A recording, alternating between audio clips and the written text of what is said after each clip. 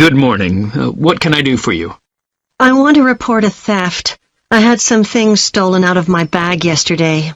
I'm sorry to hear that. Right, so I'll need to take a few details. Can I start with your name? Louise Taylor. Okay, thank you. And are you resident in the UK? No, I'm actually Canadian, though my mother was British. And your date of birth? December 14th, 1977. So you're just visiting this country? That's right. I come over most summers on business. I'm an interior designer, and I come over to buy old furniture. Antiques, you know? There are some really lovely things around here, but you need to get out to the small towns. I've had a really good trip this year, until this happened. Okay. So you've been here quite a while? Yes, I'm here for 2 months. I go back next week. So, may I ask where you're staying now? Well, at present, I've got a place at Park Apartments. That's on King Street. I was staying at the Riverside Apartments on the same street, but the apartment there was only available for 6 weeks, so I had to find another one. Okay. And the apartment number? 15. Right. Now, I need to take some details of the theft. So, you said you had some things stolen out of your bag? That's right. And were you actually carrying the bag when the theft took place? Yes. I really can't understand it. I had my backpack on, and I went into a supermarket to buy a few things, and when I opened it up, my wallet wasn't there. And what did your wallet have in it? Well, fortunately, I don't keep my credit cards in that wallet. I keep them with my passport in an inside compartment in my backpack, but there was quite a bit of cash there, about £250 sterling, I should think. I withdrew £300 from my account yesterday, but I did a bit of shopping, so I must have already spent about £50 of that. Okay. At first I thought, oh, I must have left the wallet back in the apartment. But then I realized my phone had gone as well. It was only a week old, and that's when I realized I'd been robbed. Anyway, at least they didn't take the keys to my rental car. Yes. So, you say the theft occurred yesterday? Yes. So that was September the 10th? And do you have any idea at all of where or when the things might possibly have been stolen? Well, at first I couldn't believe it because the bag had been on my back ever since I left the apartment after lunch. It's just a small backpack, but I generally use it when I'm traveling because it seems safer than a handbag. Anyway, I met up with a friend, and we spent a couple of hours in the museum. But I do remember that as we were leaving there, at about 4 o'clock, a group of young boys ran up to us, and they were really crowding round us, and they were asking us what time it was. Then, all of a sudden, they ran off. Can you remember anything about them? The one who did most of the talking was wearing a T-shirt with a picture of something. Let's see. A tiger. Right. Any idea of how old he might have been? Around 12 years old?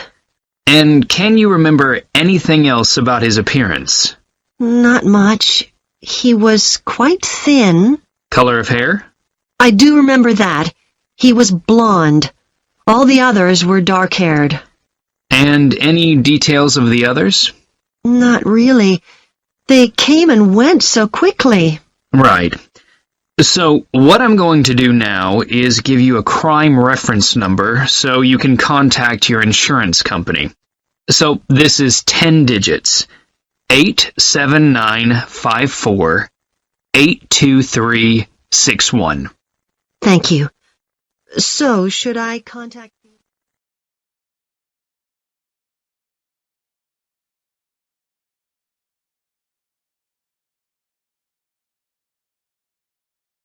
Good morning, everyone. My name's Janet Parker, and I'm the Human Resources Manager. We're very happy to welcome you to your new apprenticeship. I hope that the next 6 months will be a positive and enjoyable experience for you. I'd like to start with some general advice about being an apprentice. Most of you have very little or no experience of working for a big organisation, and the first week or so may be quite challenging.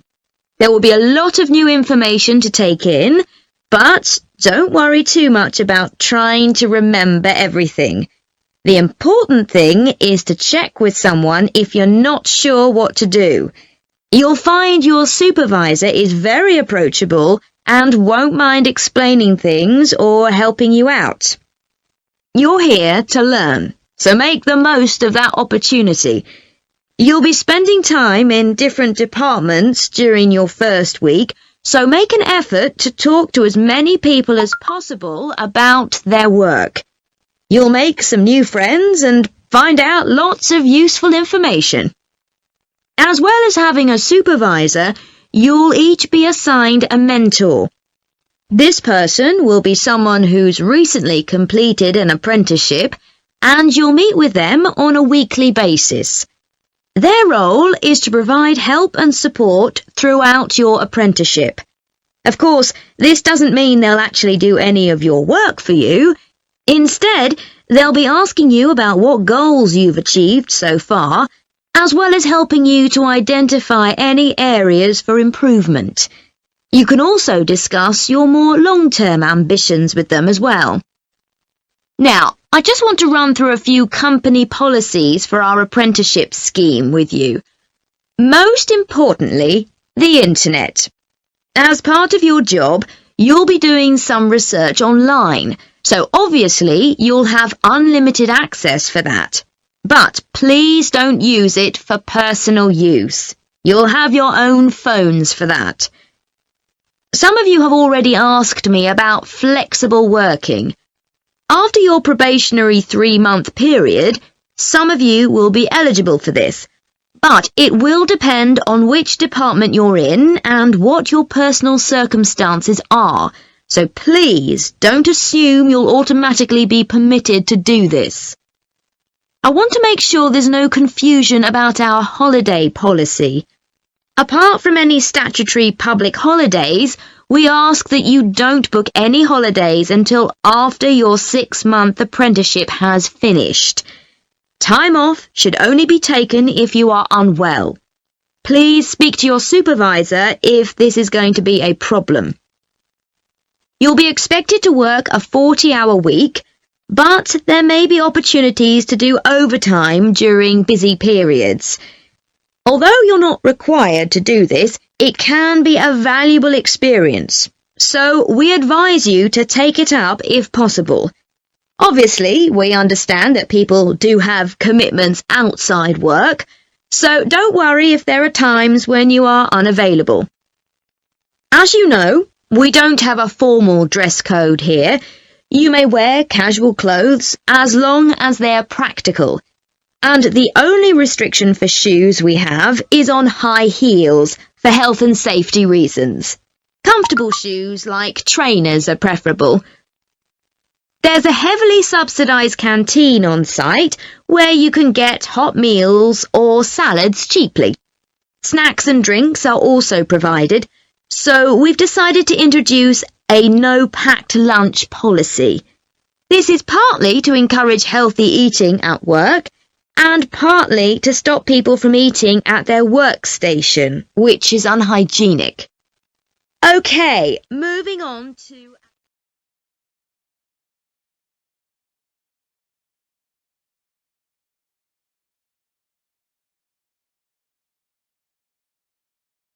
Okay, so what I'd like you to do now is to talk to your partner about your presentations on urban planning. You should have done most of the reading now, so I'd like you to share your ideas and talk about the structure of your presentation and what you need to do next. Okay, Rob, I'm glad we chose quite a specific topic, cities built next to the sea. It made it much easier to find relevant information. Yeah, and cities are growing so quickly. I mean, we know that more than half the world's population lives in cities now. Yeah, though that's all cities, not just ones on the coast. But most of the biggest cities are actually built by the sea. I'd not realised that before. Nor me. And what's more, a lot of them are built at places where rivers come out into the sea, but apparently this can be a problem. Why? Well, as the city expands, agriculture and industry tend to spread further inland along the rivers, and so agriculture moves even further inland up the river. That's not necessarily a problem, except it means more and more pollutants are discharged into the rivers.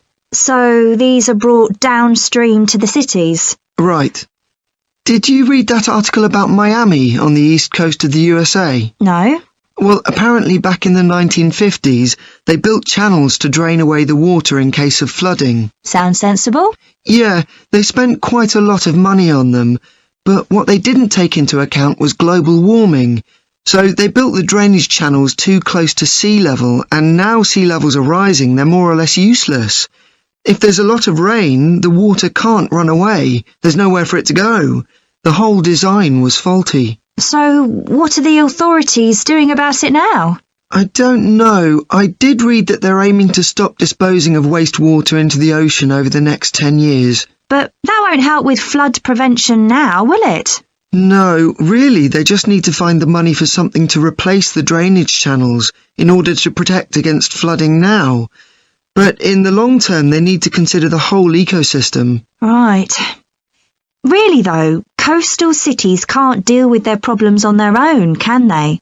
I mean, they've got to start acting together at an international level instead of just doing their own thing. Absolutely. The thing is, everyone knows what the problems are, and environmentalists have a pretty good idea of what we should be doing about them, so they should be able to work together to some extent. But it's going to be a long time before countries come to a decision on what principles they're prepared to abide by. Yeah, if they ever do. So, I think we've probably got enough for our presentation. It's only 15 minutes. OK, so I suppose we'll begin with some general historical background about why coastal cities were established. But we don't want to spend too long on that. The other students will already know a bit about it. It's all to do with communications and so on. Yes. We should mention some geographical factors, things like wetlands and river estuaries and coastal erosion and so on. We could have some maps of different cities with these features marked. On a handout, you mean? Or some slides everyone can see? Yeah, that'd be better. It'd be good to go into past mistakes in a bit more detail. Did you read that case study of the problems there were in New Orleans with flooding a few years ago? Yes, we could use that as the basis for that part of the talk. I don't think the other students will have read it, but they'll remember hearing about the flooding at the time. OK. So that's probably enough background. So then we'll go on to talk about what action's been taken to deal with the problems of coastal cities. OK. What else do we need to talk about? Maybe something on future risks, looking more at the long term if populations continue to grow? Yeah, we'll need to do a bit of work there. I haven't got much information, have you? No, we'll need to look at some websites. Shouldn't take too long. OK. And I think we should end by talking about international implications. Maybe we could ask people in the audience. We've got people from quite a lot of different places. That'd be interesting, if we have time, yes. So now, shall we go on?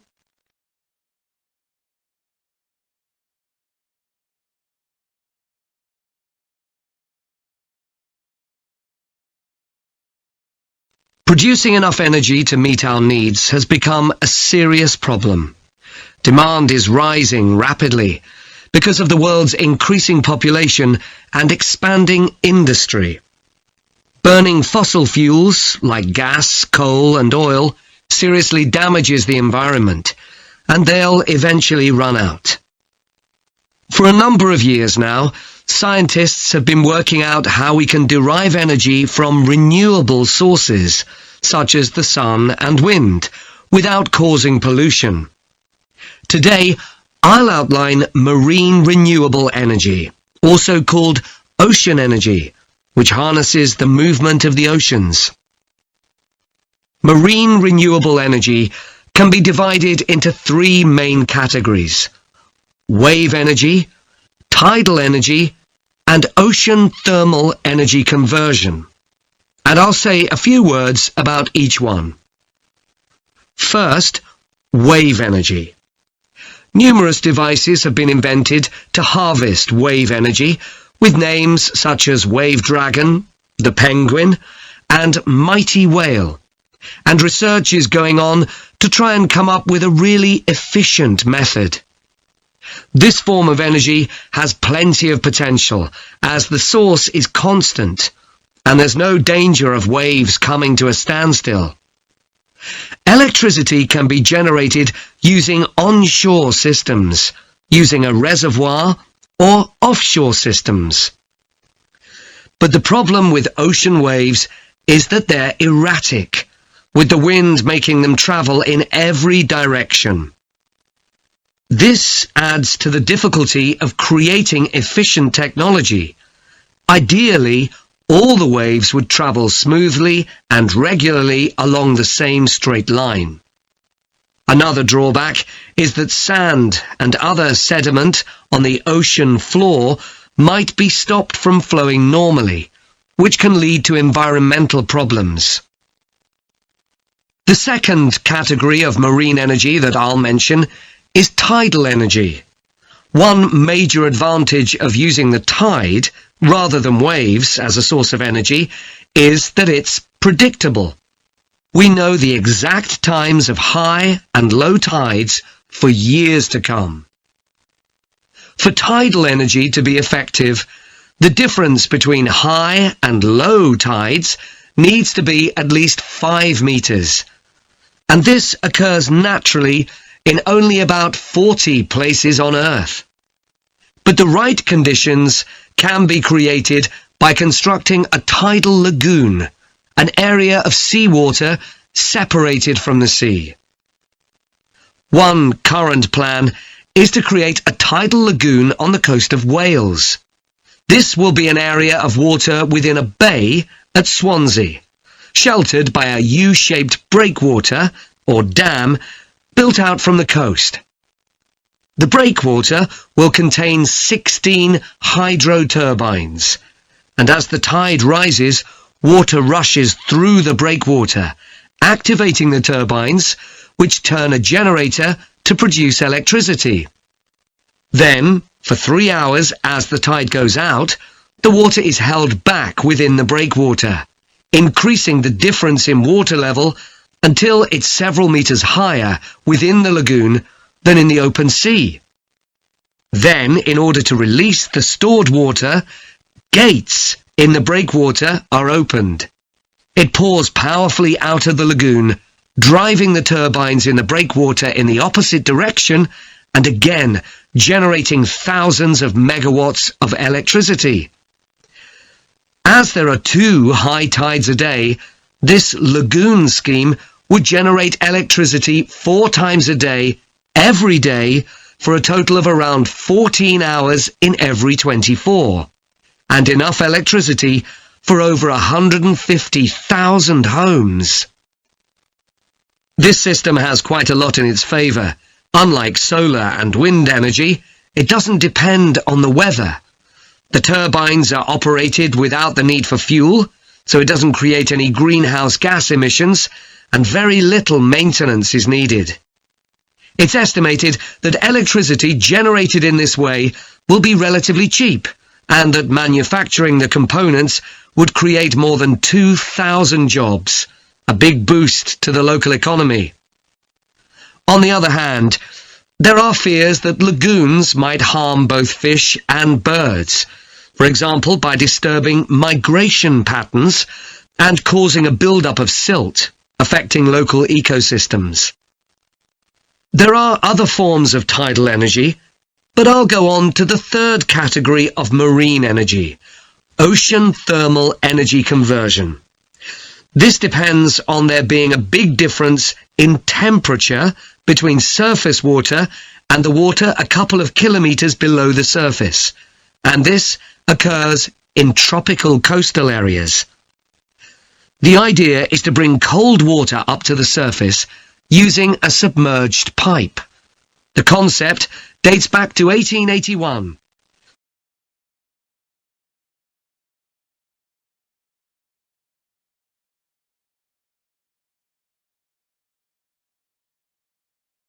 Hi, come and take a seat. Thank you. My name's Carl Rogers and I'm one of the doctors here at the Total Health Clinic. So I understand this is your first visit to the clinic. Yes, it is. Okay, well I hope you'll be very happy with the service you receive here. So if it's all right with you, I'll take a few details to help me give you the best possible service. Sure. So can I check first of all that we have the correct personal details for you? So your full name is Julie Ann Garcia. That's correct. Perfect. And can I have a contact phone number? It's 219-442-9785. Okay, and then can I just check that we have the correct date of birth? October 10th, 1992. Oh, I actually have 1991. I'll just correct that now. Right, so that's all good. Now I just need a few more personal details.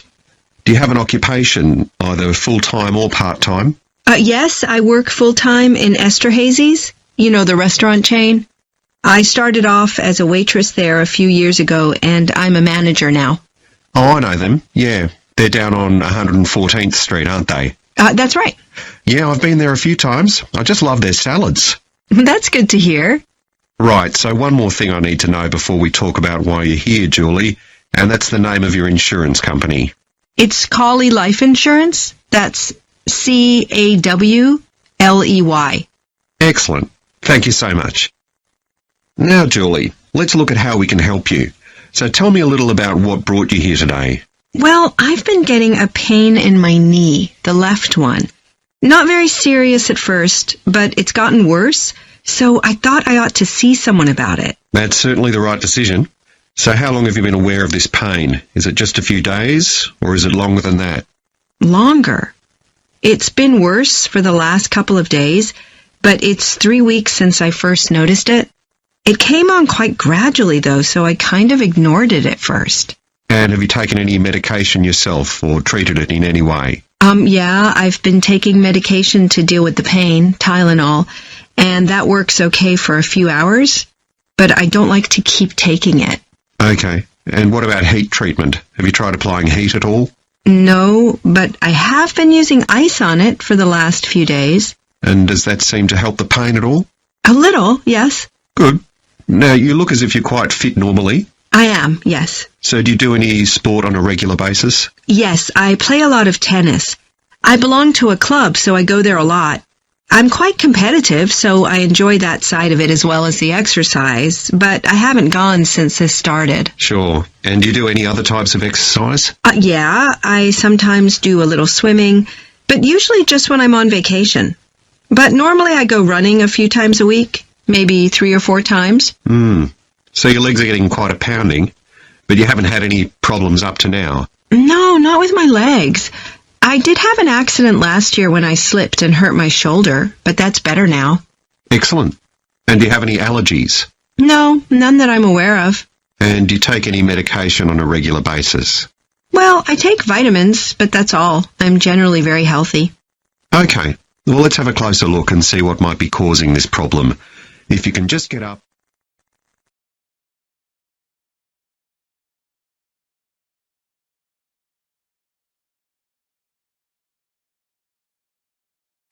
We'll be arriving at Branley Castle in about 5 minutes.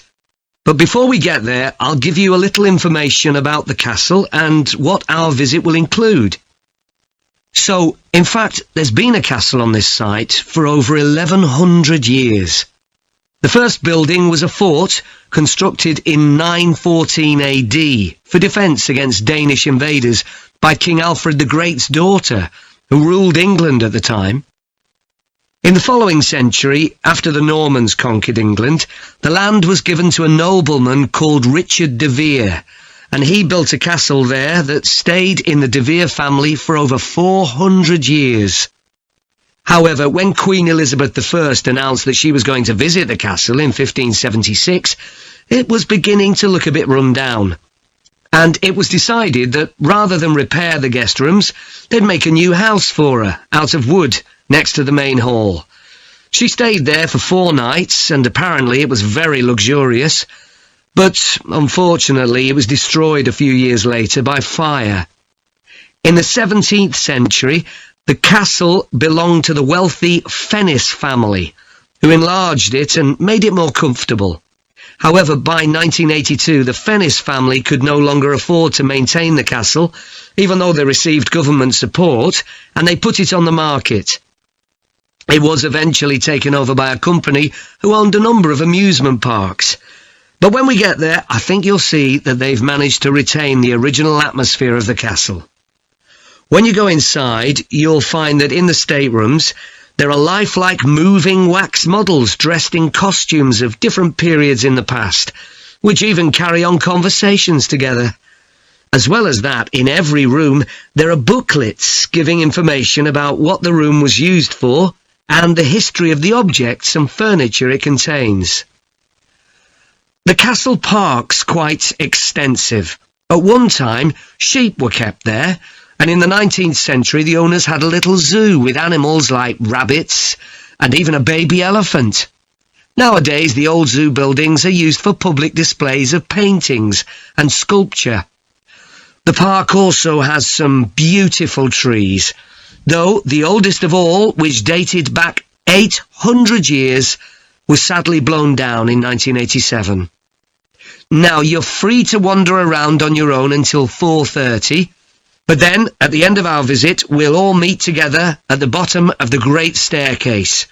We'll then go on to the long gallery, where there's a wonderful collection of photographs showing the family who owned the castle 100 years ago having tea and cakes in the conservatory.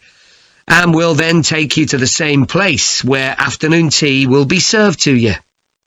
Now, if you can take a look at your plans, you'll see Branley Castle has 4 towers joined together by a high wall, with the river on 2 sides. Don't miss seeing the Great Hall. That's near the river in the main tower, the biggest one, which was extended and redesigned in the 18th century. If you want to get a good view of the whole castle, you can walk around the walls. The starting point's quite near the main entrance. Walk straight down the path until you get to the south gate, and it's just there. Don't go on to the north gate. There's no way up from there. There'll shortly be a show in which you can see archers displaying their skill with a bow and arrow. The quickest way to get there is to take the first left after the main entrance and follow the path past the bridge. Then you'll see it in front of you at the end. If you like animals, there's also a display of hunting birds, falcons and eagles and so on. If you go from the main entrance in the direction of the south gate, but turn right before you get there instead of going through it, you'll see it on your right, past the first tower. At 3 p.m, there's a short performance of traditional dancing on the outdoor stage. That's right at the other side of the castle from the entrance and over the bridge. It's about 10 minutes walk or so. And finally, the shop. It's actually inside one of the towers, but the way in is from the outside. Just take the first left after the main entrance, go down the path and take the first right. It's got some lovely gifts and souvenirs. Right, so we're just arriving.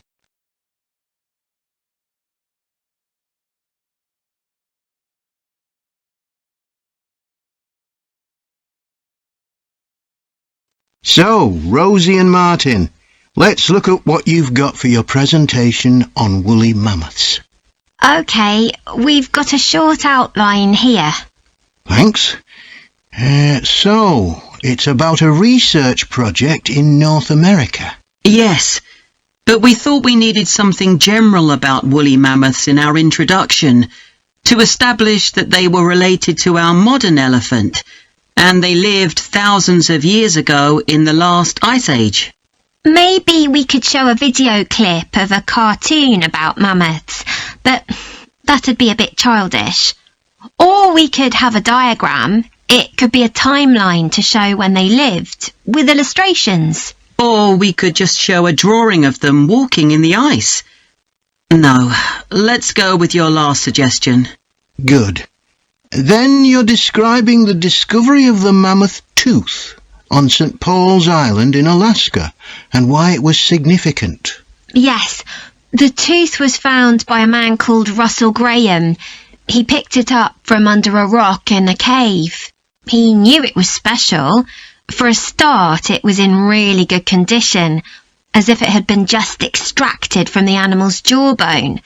Anyway, they found it was 6,500 years old.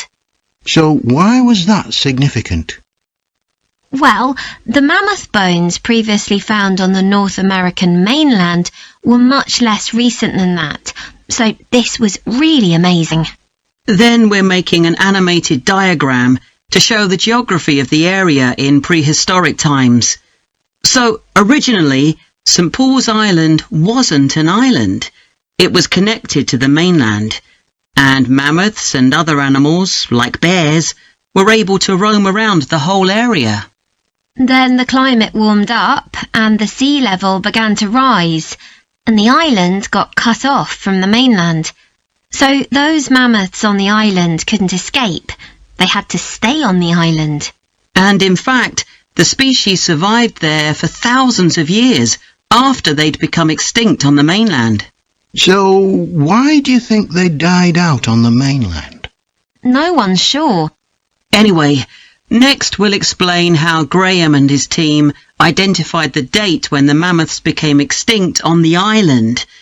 They concluded that the extinction happened 5,600 years ago, which is a very precise time for a prehistoric extinction. It's based on samples they took from mud at the bottom of a lake on the island. They analysed it to find out what had fallen in over time. Bits of plants, volcanic ash, and even DNA from the mammoths themselves. It's standard procedure, but it took nearly 2 years to do. So why don't you quickly go through the main sections of your presentation and discuss what actions needed for each part? Okay. So for the introduction, we're using a visual. So once we've prepared that, we're done. I'm not sure. I think we need to write down all the ideas we want to include here, not just rely on memory. How we begin the presentation is so important. You're right. The discovery of the mammoth tooth is probably the most dramatic part, but we don't have that much information, only what we got from the online article. I thought maybe we could get in touch with the researcher who led the team and ask him to tell us a bit more. Great idea. What about the section with the initial questions asked by the researchers? We've got a lot on that, but we need to make it interesting. We could ask the audience to suggest some questions about it, and then see how many of them we can answer. I don't think it would take too long. Yes, that would add a bit of variety. Then the section on further research carried out on the island, analysing the mud in the lake. I wonder if we've actually got too much information here. Should we cut some? I don't think so, but it's all a bit muddled at present. Yes. Maybe it would be better if it followed a chronological pattern. I think so. The findings and possible explanations section is just about ready, but we need to practice it so we're sure it won't overrun. I think it should be okay, but yes, let's make sure. In the last section, relevance to the present day, you've got some good ideas, but this is where you need to move away from the ideas of others and give your own viewpoint. Okay, we'll think about that. Now, shall we show you some of the...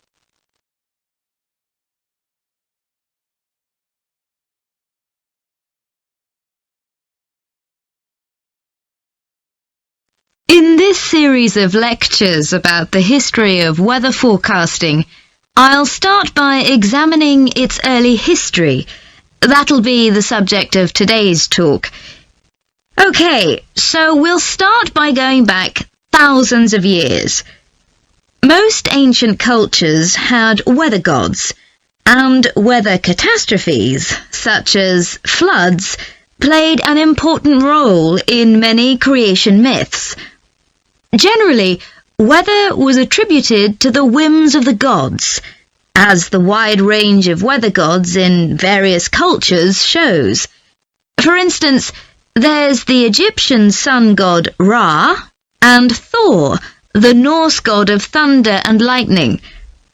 Many ancient civilizations developed rites such as dances in order to make the weather gods look kindly on them. But the weather was of daily importance. Observing the skies and drawing the correct conclusions from these observations was really important. In fact, their survival depended on it.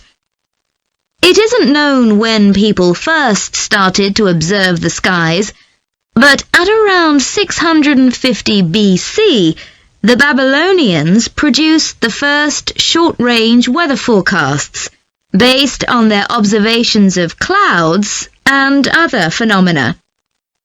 The Chinese also recognized weather patterns, and by 300 BC, astronomers had developed a calendar which divided the year into 24 festivals, each associated with a different weather phenomenon. The ancient Greeks were the first to develop a more scientific approach to explaining the weather. The work of the philosopher and scientist Aristotle in the 4th century BC is especially noteworthy, as his ideas held sway for nearly 2,000 years. In 340 BC, he wrote a book in which he attempted to account for the formation of rain, clouds, wind, and storms. He also described celestial phenomena such as halos, that is, bright circles of light around the sun, the moon, and bright stars, and comets. Many of his observations were surprisingly accurate. For example, he believed that heat could cause water to evaporate, but he also jumped to quite a few wrong conclusions, such as that winds are breathed out by the earth. Errors like this were rectified from the Renaissance onwards. For nearly 2,000 years, Aristotle's work was accepted as the chief authority on weather theory. Alongside this, though, in the Middle Ages, weather observations were passed on in the form of proverbs, such as red sky at night, shepherd's delight, red sky in the morning, shepherd's warning. Many of these are based on very good observations and are accurate, as contemporary meteorologists have discovered. For centuries, any attempt to forecast the weather could only be based on personal observations. But in the 15th century, scientists began to see the need for instruments. Until then, the only ones available were weather vanes, to determine the wind direction, and early versions of rain gauges. One of the first, invented in the 15th century, was a hygrometer, which measured humidity. This was one of many inventions that contributed to the development of weather forecasting. In 1592, the Italian scientist and inventor Galileo developed the world's first thermometer. His student Torricelli later invented the barometer, which allowed people to measure atmospheric pressure. In 1648, the French philosopher Pascal proved that pressure decreases with altitude. This discovery was verified by English astronomer Halley in 1686, and Halley was also the first person to map trade winds. This increasing ability to measure factors related to weather helped scientists to understand the atmosphere and its processes better, and they started collecting weather observation data systematically. In the 18th century, the scientist and politician Benjamin Franklin carried out work on electricity and lightning in particular, but he was also very interested in weather and studied it throughout most of his life. It was Franklin who discovered that storms generally travel from west to east. In addition to new meteorological instruments, other developments contributed to our understanding of the atmosphere. People in different locations began to keep records, and in the mid-19th century, the invention of the telegraph made it possible for these records to be collated. This led, by the end of the 19th century, to the first weather services. It was not until the early 20th century that mathematics and physics became part of meteorology, and we'll continue from that point next week.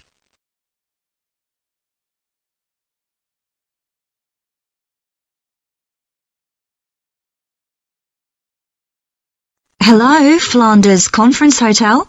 Oh, hi. I wanted to ask about conference facilities at the hotel.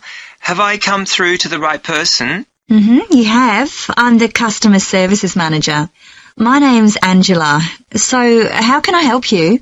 Well, I'm calling from Barrett and Stanson's. We're a medical company based in Perth. Oh, yes?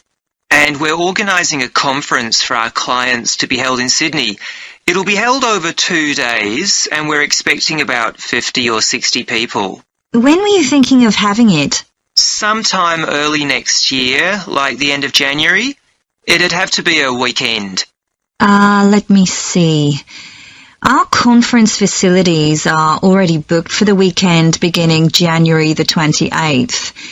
We could do the first weekend in February. How about January the 21st? I'm afraid that's booked too. Well, let's go for the February date then. So, that's the weekend beginning the 4th. Okay. Now, can you tell me a bit about what conference facilities you have? Sure. So, for talks and presentations, we have the Tesla room. Sorry? Tesla, that's spelled T-E-S-L-A. It holds up to 100 people, and it's fully equipped with a projector and so on. How about a microphone? Yes, that'll be all set up ready for you. And there'll be one that members of the audience can use too, for questions if necessary. Fine. And we'll also need some sort of open area where people can sit and have a cup of coffee. And we'd like to have an exhibition of our products and services there as well, so that'll need to be quite a big space. That's fine. There's a central atrium with all those facilities, and you can come before the conference starts if you want to set everything up. Great. And I presume there's Wi-Fi? Oh, yes. That's free and available throughout the hotel. Okay. Would you also like us to provide a buffet lunch? We can do a 2-course meal with a number of different options. What sort of price are we looking at for that? Well, I can send you a copy of the standard menu.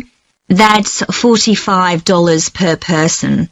Or you can have the special for $25 more. I think the standard should be okay, but yes, send me the menu. Now, we're also going to need accommodation on the Saturday night for some of the participants. I'm not sure how many, but probably about 25. So what do you charge for a room? Well, for conference attendees, we have a 25% reduction, so we can offer you rooms at $135. Normally, a standard room's $180. And does that include breakfast? Sure. And, of course, guests can also make use of all the other facilities at the hotel. So we've got a spa where you can get massages and facials and so on. And there's a pool up on the roof for the use of guests. Oh, great. Now, what about transport links? The hotel's downtown, isn't it? Yes. It's about 12 kilometres from the airport.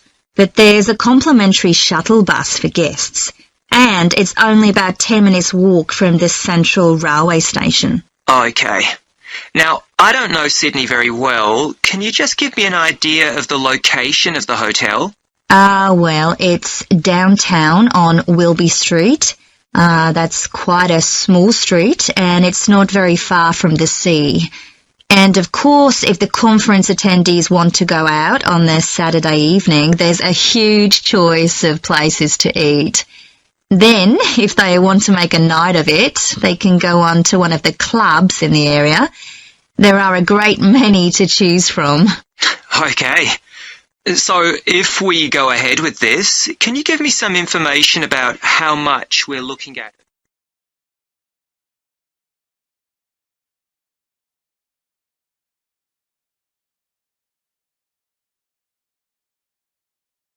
Good morning. My name's Lucy Crittenden, and I'm the Director of Operations for an organisation that arranges volunteering in this part of the country.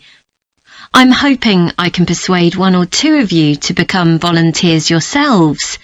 Let me start by briefly explaining what we mean by volunteering. Volunteers are teenagers and adults who choose to spend some time unpaid helping other people in some way. Most volunteers devote 2 or 3 hours to this every week, while a few do much more. The people they help may have physical or behavioural difficulties, for example. Volunteers can do all sorts of things, depending on their own abilities and interests. If they're supporting a family that's struggling, for example, they may be able to give them tips on cooking, or recommend how to plan their budget, or how to shop sensibly on their income. They might even do some painting or wallpapering, perhaps alongside any members of the family who are able to do it. Or even do some babysitting, so that parents can go out for a while. The benefit from volunteering isn't only for the people being helped. Volunteers also gain from it. They're using their skills to cope with somebody's mental or physical ill health, and volunteering may be a valuable element of their CV when they're applying for jobs. Employers usually look favourably on someone who's given up time to help others. Significantly, most volunteers feel that what they're doing gives them a purpose in their lives. And in my opinion, they're lucky in that respect, as many people don't have that feeling. Now I'd like to tell you what some of our volunteers have said about what they do, to give you an idea of the range of ways in which they can help people. Habib supports an elderly lady who's beginning to show signs of dementia. Once a week they, along with other elderly people, go to the local community centre where a group of people come in and sing. The songs take the listeners back to their youth, and for a little while they can forget the difficulties that they face now. Our volunteer Consuela is an amazing woman. She has difficulty walking herself, but she doesn't let that stop her. She helps a couple of people with similar difficulties who had almost stopped walking altogether. By using herself as an example, Consuela encourages them to walk more and more. Min visits a young man who lives alone and can't leave his home on his own, so he hardly ever saw anyone. But together they go out to the cinema, or to see friends the young man hadn't been able to visit for a long time. Tanya visits an elderly woman once a week. When the woman found out that Tanya is a professional dressmaker, she got interested. Tanya showed her some soft toys she'd made, and the woman decided to try it herself. And now she really enjoys it and spends hours making toys. They're not perhaps up to Tanya's standard yet, but she gains a lot of pleasure from doing it. Alexi is a volunteer with a family that faces a number of difficulties. By calmly talking over possible solutions with family members, he's helping them to realise that they aren't helpless and that they can do something themselves to improve their situation. This has been great for their self-esteem. And the last volunteer I'll mention, though there are plenty more, is Juba. She volunteers with a teenage girl with learning difficulties who wasn't very good at talking to other people. Juba's worked very patiently with her, and now the girl is far better at expressing herself and at understanding other people. Okay, I hope that's given you an idea of what volunteering is all about. Now I'd like to talk to you about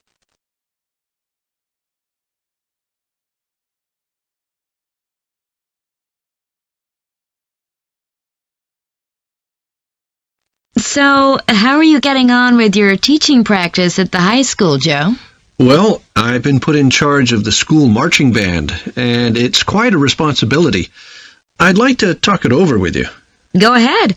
You better start by giving me a bit of background. Okay. Well, the band has students in it from all years. So they're aged 11 to 18, and there are about 50 of them altogether. It's quite a popular activity within the school. I've never worked with a band of more than 20 before, and this is very different. I can imagine. They aren't really good enough to enter national band competitions, but they're in a regional one later in the term. Even if they don't win, and I don't expect them to, hopefully it'll be an incentive for them to try and improve. Yes, hopefully. Well, now the town council's organizing a carnival in the summer, and the band has been asked to perform. If you ask me, they aren't really up to it yet, and I need to get them functioning better as a band, and in a very short time. Have you been doing anything with them? Apart from practicing the music, I mean. I played a recording I came across of a drummer talking about how playing in a band had changed his life. I think it was an after-dinner speech. I thought it was pretty inspiring, because being in the band had stopped him from getting involved in crime. The students seemed to find it interesting, too. That's good.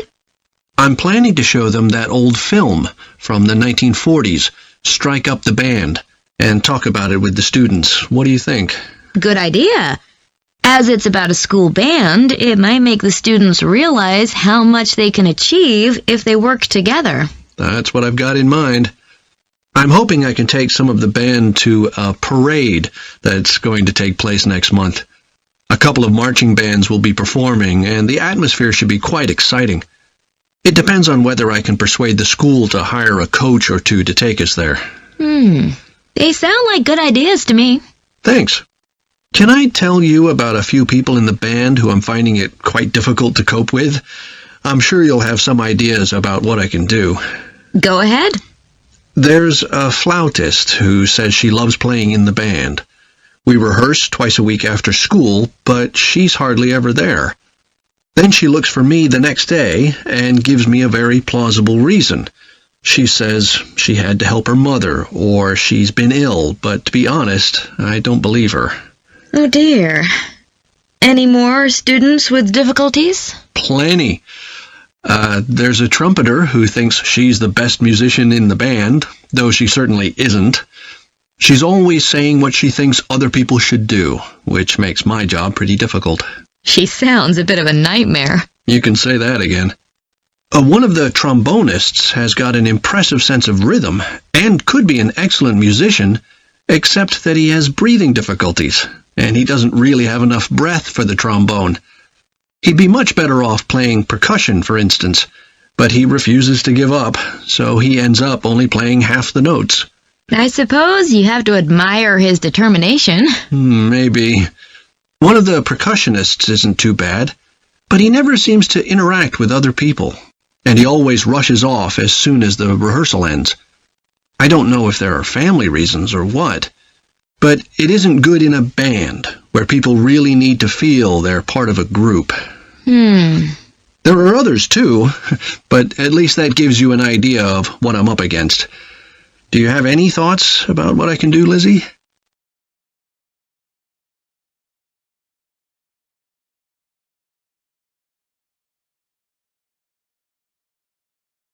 As you all know, the university is planning an arts festival for later this year, and here in the music department we've planned 3 concerts. These will be public performances, and the programme has just been finalised. The theme of the festival is links between the UK and Australia, and this is reflected in the music. Each concert will feature both British and Australian composers. I'll tell you briefly about the Australian music, as you probably won't be familiar with that. The first concert will include music by Liza Lim, who was born in Perth, Western Australia, in 1966. As a child, Lim originally learned to play the piano, like so many children, and also the violin. But when she was 11, her teachers encouraged her to start composing. She found this was her real strength, and she studied and later taught composition, both in Australia and in other countries. As a composer, she has received commissions from numerous orchestras, other performers, and festivals in several countries. Liza Lim's compositions are vibrant and full of energy, and she often explores Asian and Australian Aboriginal cultural sources, including the native instrument, the didgeridoo. This is featured in a work called The Compass. Her music is very expressive, so although it is complex, it has the power of connecting with audiences and performers alike. In the festival, we're going to give a semi-staged performance of the Oresteia. This is an opera in 7 parts, based on the trilogy of ancient Greek tragedies by Aeschylus. Lim composed this when she was in her mid-20s, and she also wrote the text, along with Barry Kosky. It's performed by 6 singers, a dancer, and an orchestra that, as well as standard orchestral instruments, includes electric guitar and a traditional Turkish stringed instrument. Lim wrote that because the stories in the tragedies are not easy to tell. The sounds she creates are also disturbing, and they include breathing, sobbing, laughing, and whistling. The work lasts around 75 minutes, and the rest of the concert will consist of orchestral works by the British composers Ralph Vaughan Williams and Frederick Delius. Moving on now to our second concert. This will begin with instrumental music by British composers Benjamin Britten and Judith Weir. After the interval, we'll go to Australia for a piece by Ross Edwards, The Tower of Remoteness. According to Edwards, the inspiration for this piece came from nature, when he was sitting alone in the dry bed of a creek, overshadowed by the leaves of palm trees, listening to the birds and insects. The Tower of Remoteness is scored for piano and clarinet. Edwards says he realized years after writing the piece that he had subconsciously modelled its opening phrase on a bird call.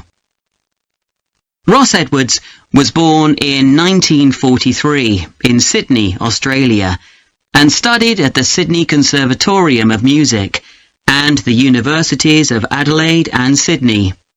He's well known in Australia, and in fact, he's one of the country's most performed composers. He's written a wide range of music, from symphonies and concertos to some composed specifically for children. Edwards's music has been described as being deeply connected to Australia, and it can be regarded as a celebration of the diversity of cultures that Australia can be proud of. The last of the 3 Australian composers to be represented in our festival is Carl Vine. Born in 1954, Vine, like Liza Lim, comes from Perth, Western Australia. He took up the cornet at the age of 5, switching to the piano 5 years later. However, he went to university to study physics before changing to composition. After graduating, he moved to Sydney and worked as a freelance pianist and composer. Before long, he had become prominent in Australia as a composer for dance, and in fact has written 25 scores of that type. In our third concert, Vine will be represented by his music for the flag handover ceremony of the Olympics held in 1996.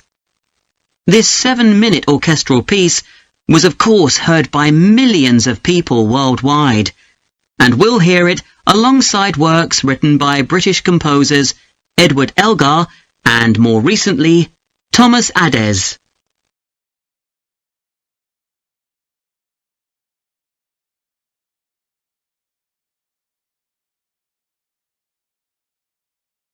Good morning, Clare House Hotel. Andrew speaking. I'm the events manager. Good morning, Andrew. My name's Samantha. I'm arranging a party for my parents' 50th wedding anniversary, and I'm ringing to ask about hiring a room sometime next September. Also, my parents and several of the guests will need accommodation. Okay, I'm sure we can help you with that. Will you be having a sit-down meal or a buffet? Probably a sit-down. And do you know how many people there'll be? Around 80, I think. Well, we have 2 rooms that can hold that number. One is the Adelphi room. That can seat 85, or hold over 100 if people are standing for a buffet. Right. If you have live music, there's room for 4 or 5 musicians in the gallery, overlooking the room. Our guests usually appreciate the fact that the music can be loud enough for dancing, but not too loud for conversation. Yes, I really don't like it when you can't talk. Exactly. Now, the Adelphi room is at the back of the hotel, and there are French windows leading out onto the terrace. This has a beautiful display of pots of roses at that time of the year. Which direction does it face? Southwest. So that side of the hotel gets the sun in the afternoon and early evening. Very nice. From the terrace, you can see the area of trees within the grounds of the hotel, or you can stroll through there to the river. That's on the far side, so it isn't visible from the hotel. Okay. Then another option is the Carlton room. This is a bit bigger. It can hold up to 110 people, and it has the advantage of a stage, which is useful if you have any entertainment, or indeed a small band can fit onto it. And can you go outside from the room? No, the Carlton room is on the first floor, but on one side the windows look out onto the lake. Lovely. I think either of those rooms would be suitable. Can I tell you about some of the options we offer in addition? Please do. As well as a meal, you can have an MC, a master of ceremonies, who'll be with you throughout the party. What exactly is the MC's function? I suppose they make a speech during the meal, if we need one, do they? That's right. All our MCs are trained as public speakers, so they can easily get people's attention. Many guests are glad to have someone who can make themselves heard above the chatter. And they're also your support. If anything goes wrong, the MC will deal with it, so you can relax. Great. I'll need to ask you about food, but something else that's important is accommodation. You obviously have rooms in the hotel, but do you also have any other accommodation? Like cabins, for example? Yes, there are 5 in the grounds, all self-contained. They each sleep 2 to 4 people and have their own living room, bathroom and small kitchen. That sounds perfect for what we'll need. Now, you have various facilities, don't you? Are they all included in the price of hiring the room? The pool, for instance? Normally you'd be able to use it, but it'll be closed throughout September for refurbishment, I'm afraid. The gym will be available, though, at no extra charge. That's open all day from 6 in the morning until midnight. Right. And the tennis courts, but there is a small additional payment for those. We have 4 courts, and it's worth booking in advance, if you possibly can, as there can be quite a long waiting list for them. Right. Now, could we discuss the food? This would be dinner around 7 o'clock, and...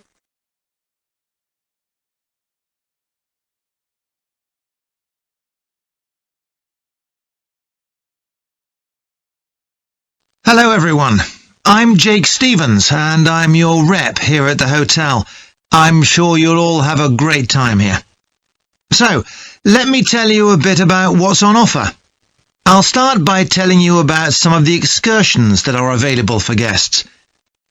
One thing you have to do while you're here is go dolphin watching. On our boat trips, we pretty well guarantee you'll see dolphins. If you don't, you can repeat the trip free of charge. We organise daily trips for just €35. Unfortunately, there aren't any places left for this afternoon's trip, but come and see me to book for later in the week. If you're energetic, I'd recommend our forest walk. It's a guided walk of about 7 kilometres. There'll be a stop halfway, and you'll be provided with a drink and sandwiches. There's some fairly steep climbs up the hills, so you need to be reasonably fit for this one, with good shoes. Oh, and bring a waterproof in case it rains. It's just €25, all-inclusive, and it's every Wednesday. Then on Thursdays, we organise a cycle trip, which will give you all the fun of biking without the effort. We'll take you and your bike up to the top of Mount Lana and leave you to bike back. It's a 700-metre drop in just 20 kilometres, so this isn't really for inexperienced cyclists, as you'll be going pretty fast. And if it's a clear day, you'll have fantastic views. On our local craft tour, you can find out about the traditional activities in the island. And the best thing about this trip is that it's completely free. You'll be taken to a factory where jewellery is made, and also a ceramics centre. If you want, you can buy some of the products, but that's entirely up to you. The trip starts after lunch on Thursday, and you'll return by 6 p.m. If you're interested in astronomy, you may already know that the island's one of the best places in the world to observe the night sky. We can offer trips to the observatory on Friday for those who are interested.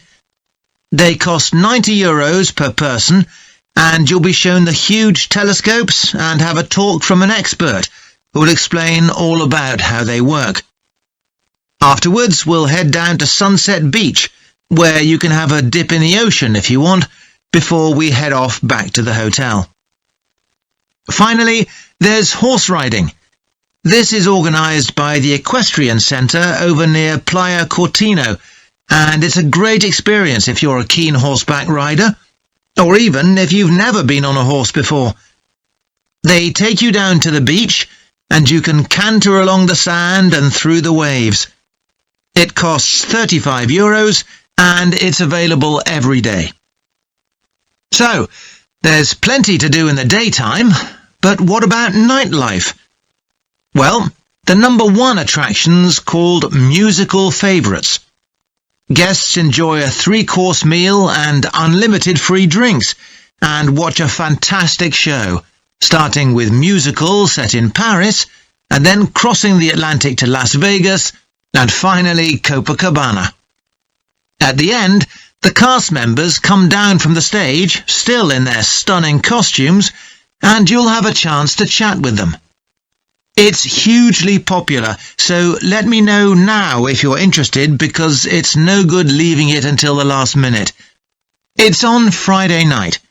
Tickets are just €50 each, but for an extra €10, you can have a table right by the stage.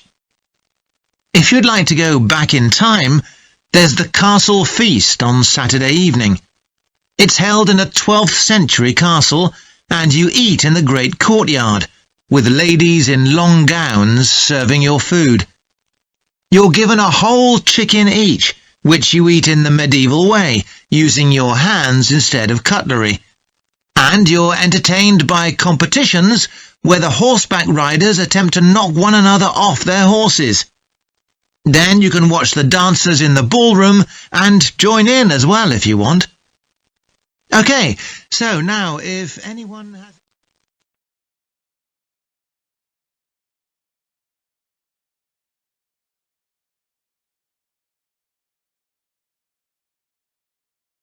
Hello, Trevor. Hello, Stephanie.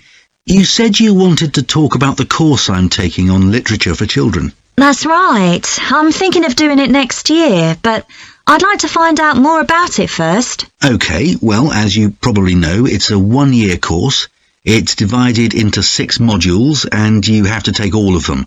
One of the most interesting ones, for me at least, was about the purpose of children's literature. You mean whether it should just entertain children or should be educational as well? Right, and whether the teaching should be factual, giving them information about the world, or ethical, teaching them values. What's fascinating is that the writer isn't necessarily conscious of the message they're conveying. For instance, a story might show a child who has a problem as a result of not doing what an adult has told them to do, implying that children should always obey adults. Oh, I see what you mean. That module made me realise how important stories are. They can have a significant effect on children as they grow up. Actually, it inspired me to have a go at it myself, just for my own interest. I know I can't compete with the really popular stories, like the Harry Potter books. They're very good. And even young kids like my 7-year-old niece love reading them. I'm very interested in illustrations in stories. Is that covered in the course? Yes, there's a module on pictures and how they're sometimes central to the story. That's good. I remember some frightening ones I saw as a child, and I can still see them vividly in my mind years later. Pictures can be so powerful, just as powerful as words.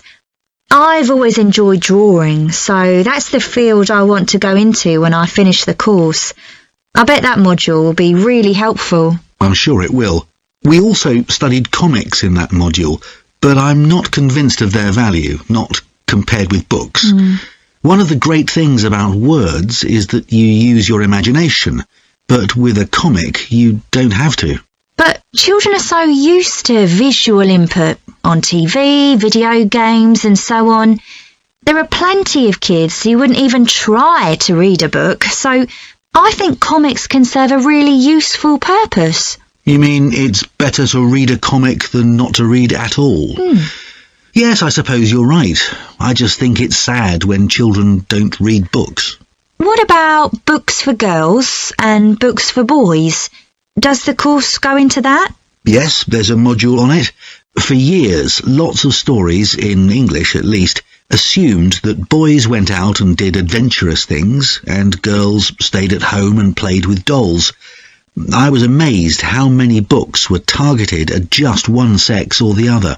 Of course, this reflects society as it is when the books are written. That's true. So it sounds as though you think it's a good course. Definitely. Have you been reading lots of children's stories to help you decide whether to take the course? Yeah, I've gone as far back as the late 17th century, though I know there were earlier children's stories. So does that mean you've read Perrault's fairy tales, Cinderella, the Sleeping Beauty and so on? Yes, they must be important because no stories of that type had been written before. These were the first. Then there's the Swiss Family Robinson. I haven't read that. The English name makes it sound as though Robinson is the family's surname, but a more accurate translation would be the Swiss Robinsons, because it's about a Swiss family who are shipwrecked, like Robinson Crusoe in the novel of a century earlier. Well, I never knew that. Have you read Hoffmann's The Nutcracker and the Mouse King? Wasn't that the basis for Tchaikovsky's ballet, The Nutcracker? That's right. It has some quite bizarre elements. I hope you've read Oscar Wilde's The Happy Prince. It's probably my favourite children's story of all time. Oh, mine too. And it's so surprising because Wilde is best known for his plays, and most of them are very witty, but The Happy Prince is really moving. I struggled with Tolkien's The Lord of the Rings. 3 long books, and I gave up after 1. It's extremely popular, though. Yeah, but whereas something like The Happy Prince just carried me along with it, The Lord of the Rings took more effort than I was prepared to give it. I didn't find that. I love it. Another one I've read is War Horse. Oh, yes, it's about the First World War, isn't it? Hardly what you'd expect for a children's story. Exactly, but it's been very successful. Have you read any...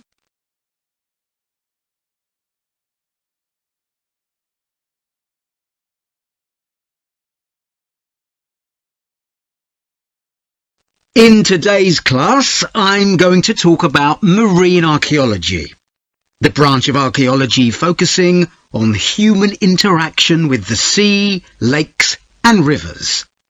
It's the study of ships, cargoes, shipping facilities and other physical remains. I'll give you an example, then go on to show how this type of research is being transformed by the use of the latest technology.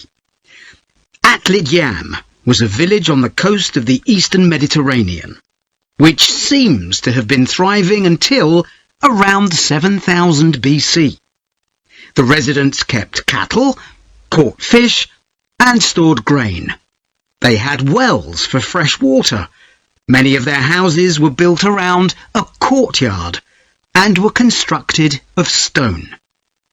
The village contained an impressive monument, 7 half-ton stones standing in a semicircle around a spring that might have been used for ceremonial purposes.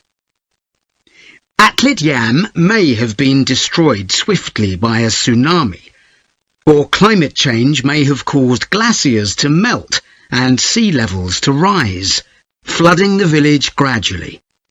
Whatever the cause, it now lies 10 metres below the surface of the Mediterranean, buried under sand at the bottom of the sea.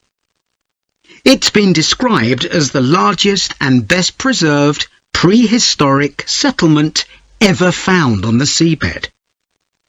For marine archaeologists, Atlit Yam is a treasure trove. Research on the buildings, tools, and the human remains has revealed how the bustling village once functioned, and even what diseases some of its residents suffered from. But of course, this is only one small village, one window into a lost world. For a fuller picture, researchers need more sunken settlements, but the hard part is finding them. Underwater research used to require divers to find shipwrecks or artifacts, but in the second half of the 20th century, various types of underwater vehicles were developed, some controlled from a ship on the surface, and some of them autonomous, which means they don't need to be operated by a person. Autonomous underwater vehicles, or AUVs, are used in the oil industry, for instance, to create maps of the seabed before rigs and pipelines are installed. To navigate, they use sensors, such as compasses and sonar.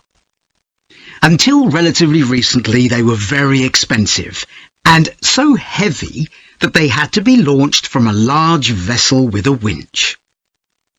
But the latest AUVs are much easier to manoeuvre. They can be launched from the shore or a small ship, and they're much cheaper, which makes them more accessible to research teams. They are also very sophisticated. They can communicate with each other and, for example, work out the most efficient way to survey a site or to find particular objects on the seabed. Field tests show the approach can work. For example, in a trial in 2015, 3 AUVs searched for wrecks at Marsimemi, off the coast of Sicily. The site is the final resting place of an ancient Roman ship, which sank in the 6th century AD, while ferrying prefabricated marble elements for the construction of an early church. The AUVs mapped the area in detail, finding other ships carrying columns of the same material. Creating an internet in the sea for AUVs to communicate is no easy matter. Wi-Fi networks on land use electromagnetic waves, but in water, these will only travel a few centimetres. Instead, a more complex mix of technologies is required. For short distances, AUVs can share data using light, while acoustic waves are used to communicate over long distances. But more creative solutions are also being developed, where an AUV working on the seabed offloads data to a second AUV, which then surfaces and beams the data home to the research team using a satellite. There's also a system that enables AUVs to share information from seabed scans and other data. So, if an AUV surveying the seabed finds an intriguing object, it can share the coordinates of the object, that is, its position, with a nearby AUV that carries superior cameras, and arrange for that AUV to make a closer inspection of the object. Marine archaeologists are excited about the huge potential of these AUVs for their discipline. One site where they're going to be deployed is the Gulf of Baratti off the Italian coast. In 1974, a 2,000-year-old Roman vessel was discovered here in 18 meters of water. When it sank, it was carrying medical goods in wooden or tin receptacles. Its cargo gives us insight into the treatments available all those years ago, including tablets that are thought to have been dissolved to form a cleansing liquid for the eyes. Other Roman ships went down nearby, taking their cargoes with them. Some held huge pots made of terracotta. Some were used for transporting cargoes of olive oil, and others held wine. In many cases, it's only these containers that remain, while the wooden ships have been buried under silt on the seabed. Another project that's about to be